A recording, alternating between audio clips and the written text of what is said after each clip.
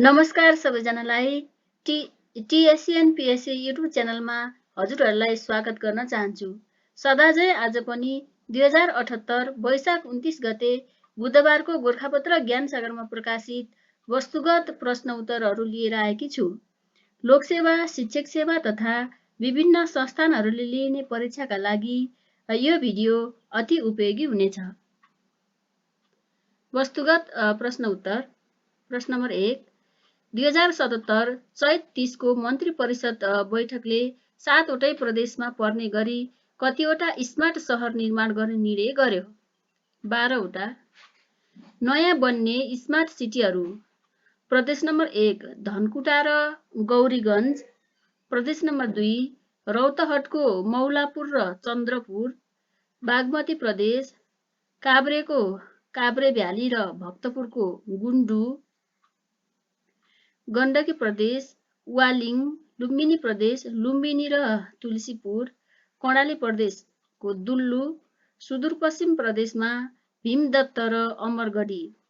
सरकारले यसअघि नै 13वटा सहरहरूलाई स्मार्ट सहरका रूपमा निर्माण गर्ने निर्णय गरेकोमा चैत 30 को मन्त्री परिषदको निर्णयबाट पहिलाको 13 मध्ये 8 र 4वटा नयाँ थप भएर आएको अहिलेको मन्त्री परिषदको निर्णयबाट 13वटाबाट 8वटा मात्र छानिए पनि बाँकी 5वटा खारेज नभएको र दोस्रो प्राथमिकतामा परेको शहरी विकास मन्त्रालयले जनाएको।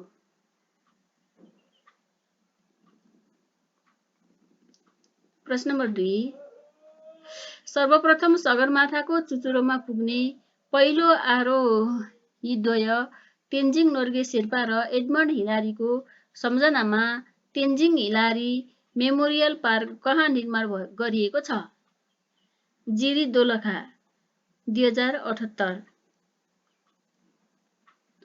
प्रश्न नम्बर 3, अन्तर्राष्ट्रिय नृत्य दिवस कहिले मनाइन्छ? अप्रिल 29। यस पटक सन् 2021 अन्तर्राष्ट्रिय नृत्य दिवस कोभिड-19 का कारण भर्चुअल रूपमा मनाइएको। संयुक्त राष्ट्रसङ्घीय शैक्षिक, वैज्ञानिक तथा सांस्कृतिक सङ्घ युनेस्कोसँग सहकार्य गरेको इन्टरनेसनल थिएटर इन्स्टिच्युटको अन्तर्राष्ट्रिय नृत्य समितिद्वारा सन् 1982 देखि यो दिवस मनाउन थालिएको। प्रश्न नम्बर 4, राष्ट्रिय सूचना तथा सञ्चार प्रविधि दिवस नेसनल आइसिटी डे कहिले मनाउने गरिन्छ? मे 2। चौथो राष्ट्रिय सूचना तथा सञ्चार प्रविधि दिवस 2078 को नारा समृद्ध नेपालको आधार सूचना तथा सञ्चार प्रविधिको विस्तार रहेको। प्रश्न नम्बर 5, नेपालले भारतीय ऊर्जा बजारबाट प्रतिस्पर्धी दरमा विद्युत खरिद गर्न कहिलेदेखि सुरु गरेको हो? विक्रम सम्वत 2078 वैशाख 19।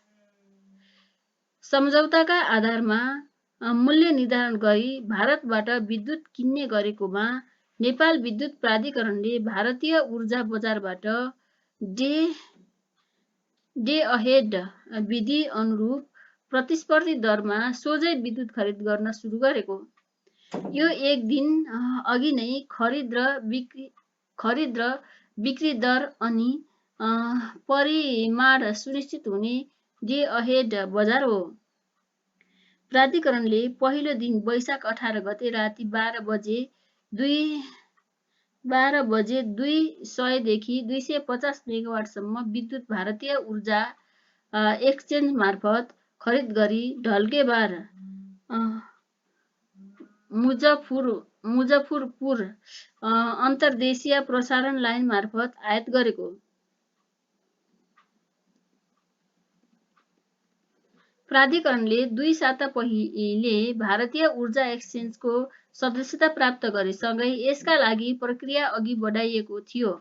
सदस्यता प्राप्तिसँगै भारतीय ऊर्जा एक्सचेन्ज बजारमा विद्युत व्यापारका लागि प्रवेश गर्ने नेपाल दक्षिण एसियाकै पहिलो राष्ट्र समेत बनेको। बजारको माग अनुसार कसैको हस्तक्षेप बिना बजारले निर्धारण गरेको प्रतिस्पर्धी दरमा आवश्यकता अनुसार विद्युत खरिद गरी आयात र निर्यात दुवै गर्न सकिने भएकाले दुई मुलुक बीच विद्युत व्यापारका लागि यो प्रणाली प्रभावकारी हुने अपेक्षा गरिएको।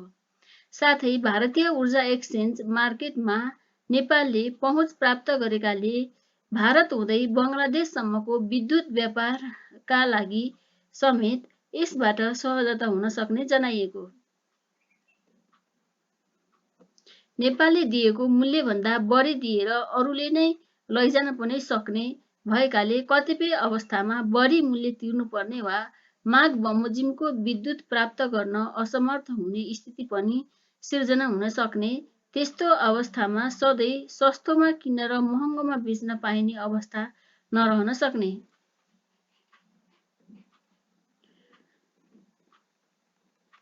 प्रश्न नम्बर 6, प्रशान्त क्षेत्रीय स्वतन्त्र व्यापार सम्झौता ट्रान्सपेसिफिक पार्टनरसिप एग्रिमेन्ट टिपिपिएमा कहिले हस्ताक्षर गरिएको हो?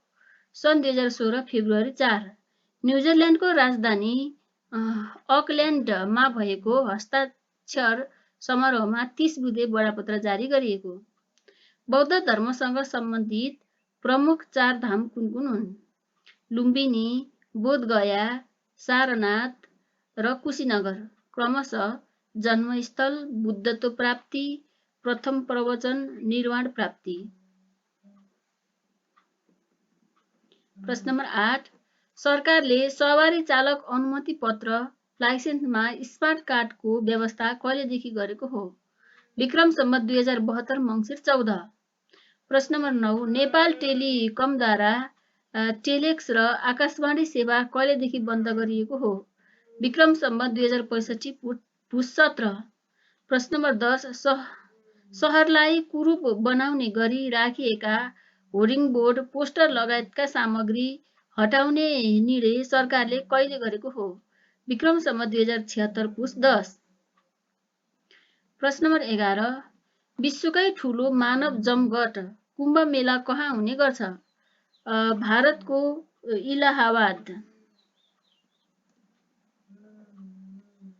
यस मेलालाई विश्वकै ठूलो मानव जमघटका रूपमा लिने।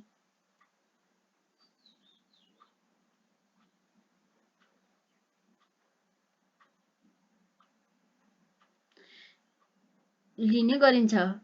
गङ्गा र यमुना नदीको सङ्गम स्थानमा स्नान गर्नाले मोक्ष प्राप्त हुने हिन्दू धर्मावलम्बीको विश्वास रहेको छ। प्रश्न नम्बर 12, सरकारले प्रत्येक वर्ष फागुन 1 गते रोजगार दिवस मनाउने घोषणा कहिले गरेको हो? विक्रम सम्वत 2075 फागुन 1।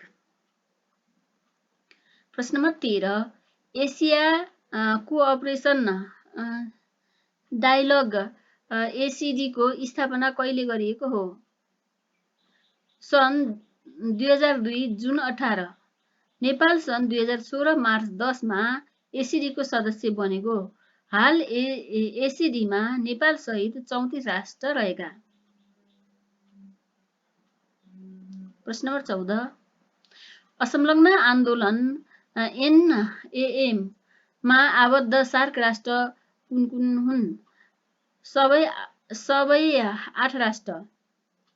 प्रश्न नम्बर 15, राणाकालीन सरकारद्वारा जनतालाई दिइने सूचनालाई के भनिन्थ्यो? इतिहार। प्रश्न नम्बर 16, सेतो हात्तीको देश भनेर थाइल्यान्डलाई चिनिन्छ भने हजारौं हात्तीको देश भनी कुनलाई चिनिन्छ? लाओस। प्रश्न नम्बर 17, महिलालाई मताधिकार प्रदान गर्ने विश्वको पहिलो राष्ट्र कुन हो? न्युजिल्यान्ड। न्युजिल्यान्डले सन् 1893 मा यस सम्बन्धी व्यवस्था गरेको। महिलाका लागि मताधिकारको व्यवस्था गर्ने हालसम्मको पछिल्लो राष्ट्र साउदी अरब सन् 2011 मा हो। प्रश्न नम्बर 18, 3 जुरे मिल्के जलजलेलाई लाली गुराँसको राजधानीका रूपमा कहिले घोषणा गरिएको हो? विक्रम सम्वत 2055। प्रश्न नम्बर 19, एटिएम मेसिनको सुरुवात कहिलेदेखि भएको हो? सन् 1967। एटिएम मेसिनको आविष्कार जोन शेफर्ड बारोनले गरेका। बेलायतको लन्डन स्थित एक बैंकमा पहिलो पटक सन् 1967 मा यो मेसिन प्रयोगमा ल्याइएको। सुरुमा होल इन द वाल नामबाट चिनिने यो मेसिनमा 4 अङ्कको पिन नम्बर प्रचलनमा रहेको।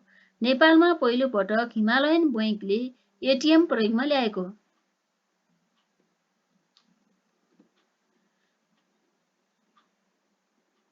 बाल विधाको हाइकु चञ्चलका सर्जक को हुनुहुन्छ? भक्त कार्की पुलाचौर म्याग्दी।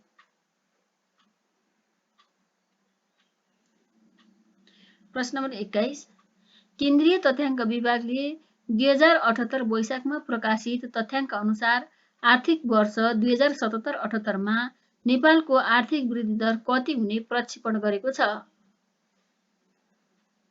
4.01%। चालु आबको 9 महिनासम्मका आर्थिक क्षेत्रसँग सम्बन्धित तथ्याङ्क अनुसार सो बराबरको वृद्धि दर रहने अनुमान विभागले गरेको। यो प्रक्षेपण तयार गर्न लिइएको अवधिमा कोरोनाको असर न्यून हुँदै गएको थियो, तर कोरोनाको प्रभाव बढ्दै गएको अवस्थामा प्रक्षेपणलाई संशोधन गर्नुपर्ने विभागले जनाएको। विभागका अनुसार उक्त वृद्धि दर पछि नेपालको अर्थतन्त्रको आकार 42 खर्ब 66 अर्ब 32 करोड रुपियाँ पुग्ने, गत आबमा नेपालको अर्थतन्त्रको संशोधित आकार चालु मूल्यमा 39 खर्ब 14 अर्ब 70 करोड रुपियाँ रहेको विभागले उल्लेख गरेको। त्यस्तै विभागले गत आबको वृद्धि दरमा संशोधन गरेर 2.12% ऋणात्मक रहेको उल्लेख गरेको।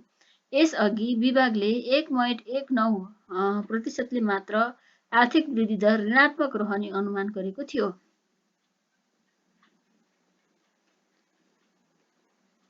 विश्व बैंकले भने चालु आबमा नेपालको वृद्धि दर 2.7% रहने अनुमान गरेको। एडिबीले सन् 2021 मा नेपालको वृद्धि दर 3.1% पुग्ने प्रक्षेपण हालै मात्र 2021 अप्रिलमा सार्वजनिक गरेको। एसियाली विकास बैंक एडिबीले सन् 2021 अप्रिलमा सार्वजनिक गरेको एसियन डेभलपमेन्ट आउटलुक प्रतिवेदन अनुसार सन् 2021 मा नेपालको आर्थिक वृद्धि दर 3.1% हुने प्रक्षेपण गरेको। विभागको तथ्याङ्क अनुसार नेपालीको प्रति व्यक्ति आय चालु आबमा करिब 10,000 रुपियाँले वृद्धि भई 1,40,819 रुपियाँ पुग्ने, गत आबमा नेपालीको प्रति व्यक्ति आय 1,30,957 रुपियाँ रहेको।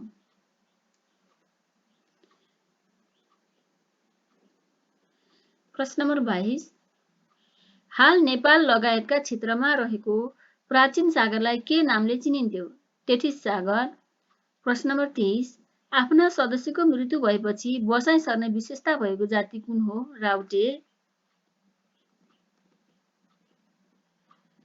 प्रश्न नम्बर 24 हाम्रो शरीरका सम्पूर्ण क्रियाकलापको नियन्त्रण तथा समन्वय गर्ने प्रणालीलाई के भनिन्छ? स्नायु प्रणाली।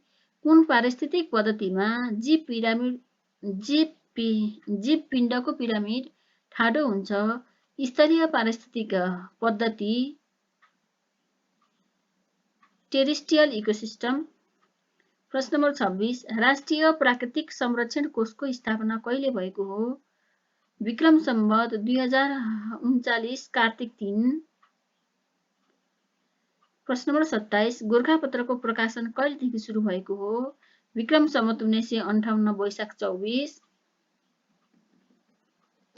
सुरुमा साप्ताहिक रूपमा प्रकाशित हुने गोरखापत्र विक्रम सम्वत 2000 असोज 29 देखि हप्तामा 2 पटक, विक्रम सम्वत 2003 पुस 28 देखि हप्तामा 3 पटक र विक्रम सम्वत 2017 फागुन 7 देखि दैनिक रूपमा प्रकाशन गर्न थालिएको।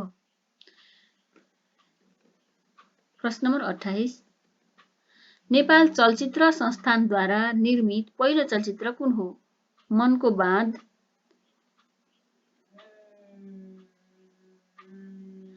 प्रश्न नम्बर 29 अन्तर्राष्ट्रिय मुद्रा कोष IMF को पहिलो महिला प्रमुख को हुन्? क्रिस्टिन ल्यागार्ड, फ्रान्सकी वित्त मन्त्री। प्रश्न नम्बर 30, सूर्यले आकाशगङ्गाको तारापुञ्जीय केन्द्रको एकपटक परिक्रमा गर्न लाग्ने समयलाई के भनिन्छ? ब्रह्माण्ड वर्ष, कस्मिक वर्ष। Thank you.